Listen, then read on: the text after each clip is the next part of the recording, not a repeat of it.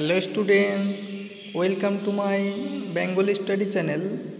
Bengali study চ্যানেলের পক্ষ থেকে তোমাদের সকলকে স্বাগত। প্রিয় 2024 সালের একাদশ শ্রেণীর শিক্ষার্থী বন্ধুরা, আজকের অনলাইন ক্লাসে আমি তোমাদের জন্য রাষ্ট্রবিজ্ঞানের যে নতুন সিলেবাস হয়েছে সেই নতুন সিলেবাসের প্রথম অধ্যায়ের হাতে গোনা মাত্র 27টি এমসিকিউ প্রশ্ন নিয়ে উপস্থিত হয়েছি। এই প্রশ্নগুলি তোমাদের এবছর অর্থাৎ 2024 সালের যারা ফার্স্ট সেমিস্টার একাদশ শ্রেণীর রাষ্ট্রবিজ্ঞান পরীক্ষা দেবে তাদের জন্য এই প্রশ্নগুলি মারাত্মক ভীষণ গুরুত্বপূর্ণ।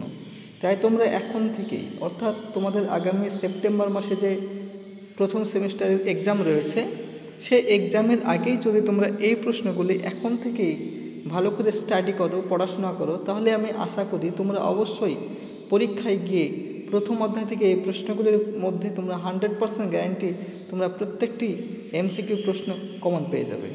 তাই আলোচনা শুরু করার পূর্বেই তোমরা যারা নতুন আমার এই চ্যানেলে ভিডিও দেখছো তারা অবশ্যই আমার এই চ্যানেলটিকে সাবস্ক্রাইব করবে এবং পাশে থাকা বেল আইকন বেলটি প্রেস করে অল নোটিফিকেশন অন করে দেবে, যাতে করে আমার ভিডিও ছাড়ার সঙ্গে সঙ্গে সবার আগে তোমাদের কাছে পৌঁছে যায়। তাই দেরি না করে চলো শুরু করি আজকের মূল আলোচনা। দেখো, রাষ্ট্রবিজ্ঞানের যে প্রথম অধ্যায় রয়েছে সেই প্রথম অধ্যায়ের চ্যাপ্টারটির নাম হলো একটি শাস্ত্র হিসেবে রাষ্ট্রবিজ্ঞানের প্রকৃত পরিধি। এখান থেকে তোমাদের আমার যে 27টি প্রশ্ন রেখেছি এমসিকিউ, সেই 27টি প্রশ্ন একে একে তোমাদের সামনে আমি পরিবেশন করছি। চলো 1 নম্বর প্রশ্নটি আমরা দেখে নিই। পলিটিক্স গ্রন্থটি কার লেখা? ভীষণ ইম্পর্টেন্ট প্রশ্ন এই প্রশ্নটি। এই প্রশ্নের সঠিক উত্তরটি হলো অ্যারিস্টটল। নেক্সট, পরের প্রশ্ন 2 নম্বর। রাষ্ট্রবিজ্ঞান হলো একটি প্রগতিশীল বিজ্ঞান বলেছেন। এই প্রশ্নের সঠিক উত্তরটি হলো লর্ড ব্রাইস। পরের প্রশ্ন 3 নম্বর। আধুনিক রাষ্ট্রচিন্তার জনক কাকে বলা হয়? চলো এই প্রশ্নের সঠিক উত্তরটি আমরা দেখে নিই। এই প্রশ্নের সঠিক উত্তরটি হলো ম্যাকিয়াভেলি। তাহলে এই প্রশ্নটিও তোমাদের মারাত্মক গুরুত্বপূর্ণ কিন্তু। পরের প্রশ্ন 8 নম্বর, এটা 4 নম্বর প্রশ্ন। পলিটিক্স অপশান গ্রন্থটির লেখক। চলো এই প্রশ্নের সঠিক উত্তরটি আমরা দেখে নিই। এই প্রশ্নের সঠিক উত্তরটি হলো লিপম্যান। পরের প্রশ্ন 5 নম্বর। রাষ্ট্রবিজ্ঞান একটি, এই প্রশ্নের সঠিক উত্তরটি হলো প্রগতিশীল বা গতিশীল বিজ্ঞান বা রাষ্ট্র বলতে পারো তোমরা। তাহলে রাষ্ট্রবিজ্ঞান একটি গতিশীল রাষ্ট্র। পরের প্রশ্ন 6 নম্বর। রাষ্ট্র এর শুরু ও শেষ রাষ্ট্রকে নিয়ে বলেছেন। এই প্রশ্নের সঠিক উত্তরটি হলো গার্নার। পরের প্রশ্ন 7 নম্বর। অ্যারিস্টটল একজন, এই প্রশ্নের সঠিক উত্তরটি হলো গ্রিক দার্শনিক। পরের প্রশ্ন 8 নম্বর। এই গ্রামার অফ পলিটিক্স গ্রন্থটির লেখক। চলো এই প্রশ্নের সঠিক উত্তরটি আমরা দেখে নিই। এই প্রশ্নের সঠিক উত্তরটি হলো ল্যাস্কি। পরের প্রশ্ন 9 নম্বর। রাষ্ট্রবিজ্ঞান শব্দটির প্রথম প্রয়োগ ঘটে। এই প্রশ্নের সঠিক উত্তরটি হলো 1701 সালে। পরের প্রশ্ন 10 নম্বর। যেখানেই রাজনীতি সেখানেই বিরোধ উক্তিটি করেন। এই প্রশ্নের সঠিক উত্তরটি হলো ওয়াসবি। পরের প্রশ্ন 11 নম্বর। ক্ষমতাকে রাষ্ট্রবিজ্ঞানের মূল বিষয়বস্তু বলে গণ্য করেছেন। এই প্রশ্নের সঠিক উত্তরটি হল ল্যাসওয়েল। পরের প্রশ্ন 12 নম্বর। রাষ্ট্রবিজ্ঞান হলো, এই প্রশ্নের সঠিক উত্তরটি হলো সামাজিক বিজ্ঞান বা প্রগতিশীল বিজ্ঞান। পরের প্রশ্ন 13 নম্বর। হিউম্যান নেচার ইন পলিটিক্স গ্রন্থটির প্রণেতা। এই প্রশ্নের সঠিক উত্তরটি হলো গ্রাহাম ওয়ালাস। পরের প্রশ্ন 14 নম্বর। মডার্ন পলিটিক্স অ্যান্ড গভর্নমেন্ট গ্রন্থটির লেখক। চলো এই প্রশ্নের সঠিক উত্তরটি আমরা দেখে নিই। এই প্রশ্নের সঠিক উত্তরটি হলো অ্যালান বল। পরের প্রশ্ন 15 নম্বর। রাজনীতিকে একটি সার্বজনীন কার্যকলাপ বলেছেন।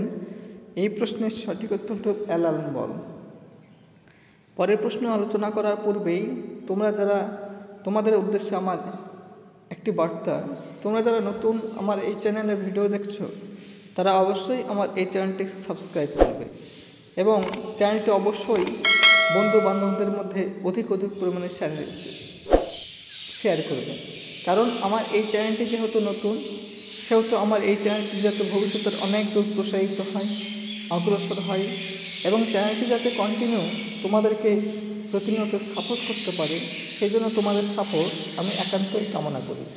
তাই দেরি না করে চলো পরের প্রশ্নগুলি আমরা একে একে দেখে নিই। 16 নম্বর প্রশ্ন, পার্সোনাল ইজ পলিটিক্স উক্তিটি করেন? এই প্রশ্নের সঠিক উত্তরটি হলো কেট মিলেট। পরের প্রশ্ন 17 নম্বর, সর্বাপেক্ষা কম শক্তিশালী রাষ্ট্রতত্ত্বের প্রবক্তা?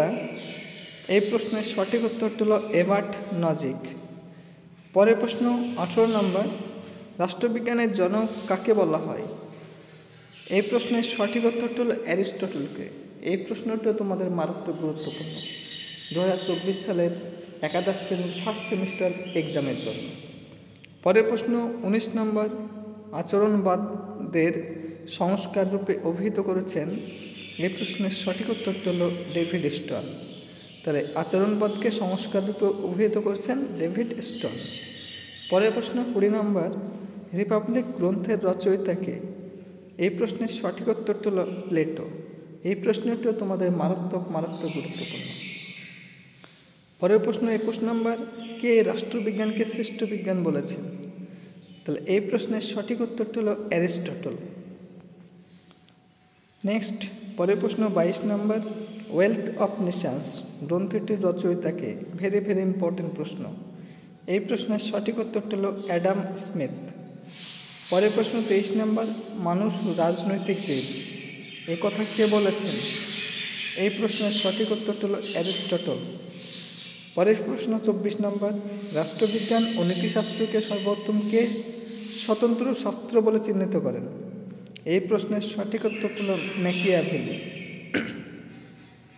পরের প্রশ্ন 25 নম্বর, রাষ্ট্রবিজ্ঞান ব্যতীত ইতিহাস আলোচনা নিষ্ফল এবং ইতিহাস ব্যতীত রাষ্ট্রবিজ্ঞান ভিত্তিহীন কে বলেছেন?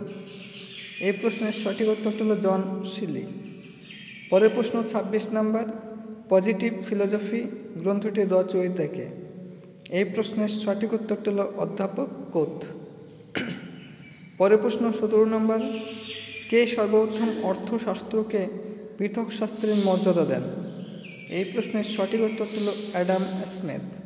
এই যে তোমাদের সামনে আমি একাদশ শ্রেণীর নিউ সিলেবাসের রাষ্ট্রবিজ্ঞানের প্রথম অধ্যায়ের মাত্র হাতে গোনা 27টি এমসিকিউ প্রশ্ন শেয়ার করলাম।